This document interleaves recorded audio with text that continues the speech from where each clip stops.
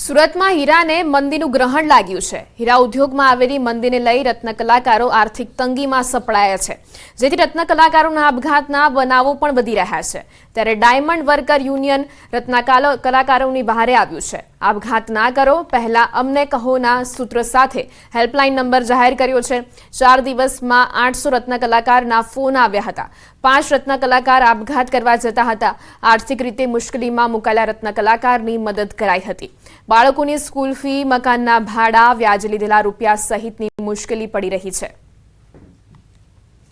તમારા માધ્યમથી આ ઇન્ડસ્ટ્રીયાલિસ્ટોને કહેવા માંગુ છું કે રત્ન કલાકારો સુસાઇડ ના કરો, અમને કોલ કરો, અમે તમારી મદદ કરીશું, જેથી કરી આપણે સુરતને ફરીથી ઝગમગતું કરી અને આવનારા દિવસોની અંદર ફરી આપણે ઇન્ડસ્ટ્રીઝમાં સુખ શાંતિ અને સમૃદ્ધિ જળવાઈ રહે।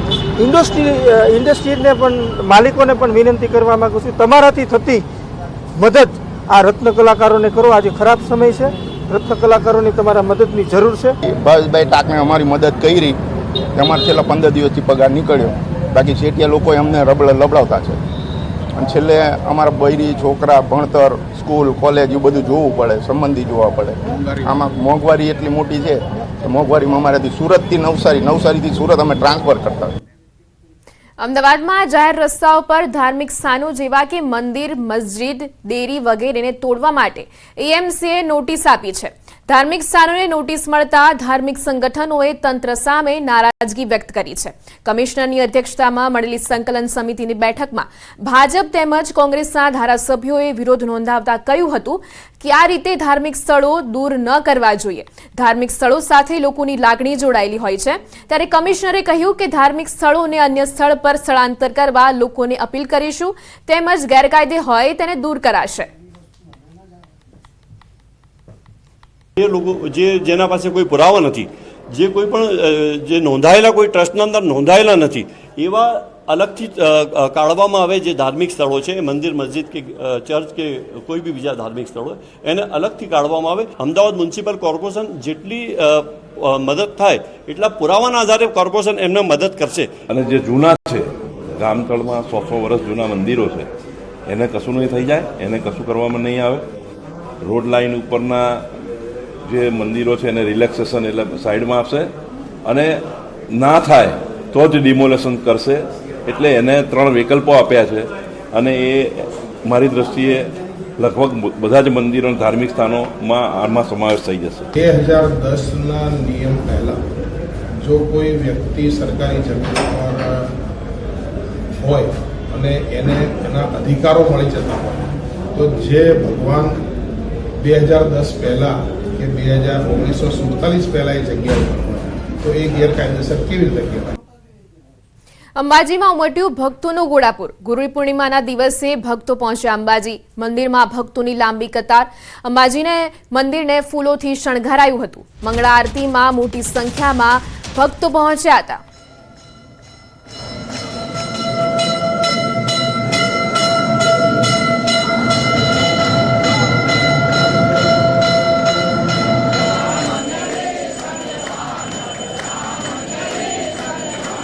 અંબાજીમાં અમે ગાદીપતિ જે મેઇન પૂજારી છે એની પૂજા અર્ચના કરી, અમને ખૂબ જ આનંદ થયો અને આવો લાવો અમને મળ્યો, એના માટે ખૂબ ખૂબ ધન્યવાદ। અંધકારમાંથી ઉજવાળામાં લઈ જાય અને ગુરુ કહેવાય છે કે વેદ વ્યાસથી આ પરંપરાઓ બહુ ચાલુ થઈ છે। એટલે વ્યાસાય વિષ્ણુ રૂપાય, ભગવાન વેદ વ્યાસ જે હતા એ ભગવાનના વિષ્ણુના સ્વરૂપ હતા એવું કહેવાય છે। એટલે આજે જે ગુરુ એમ કે દરેક જગ્યાએ ગુરુની પૂજાની ઉપાસનાનું મહત્વ છે। સાળંગપુરમાં કષ્ટભંજન દેવ હનુમાનજી મંદિર ખાતે ગુરુ પૂર્ણિમાના દિવસે ભક્તોનો ઘોડાપુર ઉમટ્યું। કષ્ટભંજન દેવને આજે વિશેષ સોનાના વાઘાનો શણગાર કરાયો હતો, સાથે જ 1000 મણ કેળાનો અન્નકૂટ ધરાવાયો હતો। સમગ્ર મંદિર પરિસરને પણ ફૂલોનો શણગાર કરાયો હતો। આજે ગુરુ ઋણમાંથી મુક્ત થવાનો દિવસ છે, ગુરુને યાદ કરવાનો દિવસ છે। આપણા જીવનની અંદર આપણે જે કોઈ કળાઓ શીખ્યા હોય કે પછી પગથિયું ચડવાનું કોઈ પણ હોય, બાળ મંદિરથી માંડીને જે આપણે વિદ્યાભ્યાસ કર્યો છે એ બધા આપણા ગુરુજનો કહેવાય। અમદાવાદમાં ગુરુ પૂર્ણિમાની ઉજવણી જગન્નાથ મંદિરમાં ઉજવણી કરાઈ। સવારથી જ મંદિરમાં ભક્તો ઉમટ્યા હતા। દિલીપદાસજીના હાથે ભક્તોએ કંઠી પહેરી।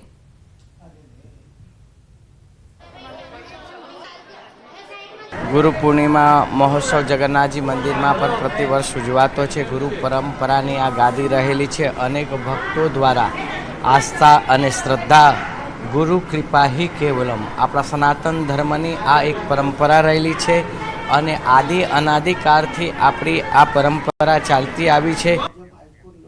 ન્યૂઝ 18 નેટવર્કની વન ટ્રીપ પહેલમાં આપણી સાથે જોડાયા છે હિમાચલ પ્રદેશના ડેપ્યુટી સીએમ મુકેશ અગ્નિહોत्री. पहले तो आप देखते थे कि सड़कों के किनारे पेड़ों का रख रखाव बहुत अच्छा होता था, लेकिन धीरे धीरे ये डिग्रेडेशन होती गई. लेकिन पेड़ों को लगाने की ज़रूरत है और इस मुहिम को जितना तेज़ किया जा सके वो अच्छा रहेगा और हम न्यूज़ 18 को इसके लिए बधाई देते हैं, शुभकामनाएं देते हैं.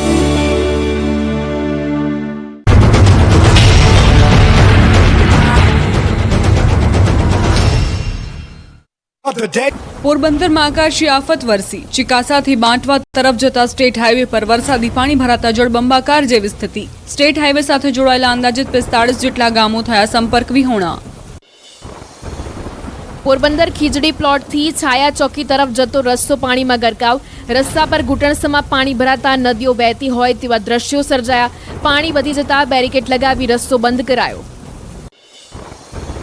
મુશળધાર વરસાદથી પોરબંદર જિલ્લામાં જળબંબાકાર. ભોગસર ગામમાં ખેતરો અને રસ્તા પર દરિયા જેવા દ્રશ્યો સર્જાયા. ખેતરો બેટમાં ફેરવાતા જ્યાં નજર નાખો ત્યાં પાણી જ પાણી જોવા મળ્યું. પોરબંદરમાં મેઘરાજાની તોફાની બેટિંગને લઈ જગતના તાત પરેશાન. ભારે વરસાદના કારણે ઓડદર ગામના ખેતરો તળાવમાં ફેરવાયા. હજારો વીઘા ખેતીની જમીનમાં 2 દિવસથી પાણીમાં ભરાયા હોવાથી ખેડૂતો ચિંતિત. પોરબંદરમાં ભારે મેઘ ખાંગા બાદ શહેર સહિત ગામડાઓ બેટમાં ફેરવાયા. કેન્દ્રીય મંત્રી મનસુખ માંડવિયાએ પૂરની સ્થિતિને લઈને અધિકારીઓ સાથે બેઠક યોજી. કલેક્ટર કચેરી ખાતે અધિકારી પદાધિકારીઓ સાથે પૂરની સ્થિતિને લઈને સમીક્ષા કરી. પોરબંદરના સાંસદ મનસુખ માંડવિયાએ પૂર પ્રભાવિત વિસ્તારોની લીધી મુલાકાત. રિવ્યુ બેઠક પૂર્ણ કરી જિલ્લા કંટ્રોલ રૂમ ખાતે વિઝિટ કરી આશ્રય સ્થાનો તેમજ આશ્રિતોની મુલાકાત લીધી.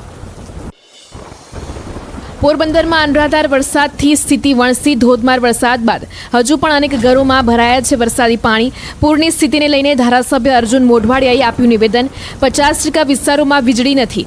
ફૂડ પેકેટ પહોંચાડવાની કામગીરી ચાલુ છે. આ દ્રશ્યો દ્વારકા જિલ્લામાં આવેલી આકાશી આફતના છે. આ 8 તસવીર પરથી જ અંદાજ લગાવી શકાય છે કે આકાશી આફતે દ્વારકાના કેવા હાલ બેહાલ કર્યા છે. જ્યાં જુઓ ત્યાં પાણી જ પાણી છે. જ્યાં જુઓ ત્યાં મુશળધાર મુશ્કેલી છે. જળભરાવાની સ્થિતિ વચ્ચે કેટલાક લોકો ફસાયા હતા. દ્વારકામાં ભારે વરસાદ બાદ ઘણી જગ્યાએ ભરાયા પાણી. વરસાદી પાણીમાં ફસાયેલા લોકોનું રેસ્ક્યુ ઓપરેશન કરવામાં આવ્યું. આવળપરા વિસ્તારમાં પાણી ભરાતા લોકો ફસાયા. આવળપરામાં ઘરોમાં ઘૂસી ગયું પાણી. ફસાયેલા લોકોને સુરક્ષિત બહાર કાઢવા પીઆઈ પાલિકાની ટીમે રેસ્ક્યુ ઓપરેશન હાથ ધર્યું. પાણીમાં ફસાયેલા 9 લોકોને હોડીથી રેસ્ક્યુ કરીને સુરક્ષિત જગ્યાએ ખસેડાયા. ભારે વરસાદ ખાબકતા દ્વારકાના રસ્તાઓ પાણીમાં ગરકાવ થઈ ગયા. દ્વારકાથી ચરકલા જતા રસ્તા પર પાણી ફરી વળ્યા. રોડ પાણીમાં ગરકાવ થતા વાહન ચાલકોને હાલાકીનો સામનો કરવો પડ્યો. આ તરફ ઇસ્કોન ગેટ ભદ્રકાળી ચોક વિસ્તારમાં જળપ્રલય જેવી સ્થિતિ થઈ. દ્વારકા મંદિર તરફ જવાના માર્ગ પર પાણી ભરાતા લોકોને મુશ્કેલીનો સામનો કરવો પડ્યો. આજે વહેલી સવારથી 7 ઇંચથી વધુ વરસાદ ખાબકતા મુશ્કેલીનો પહાડ મોટો થયો. ઓખા જવાનો આ જ હાઈવે છે જ્યાં પાણી ભરાતા વાહન ચાલકો અટવાઈ ગયા.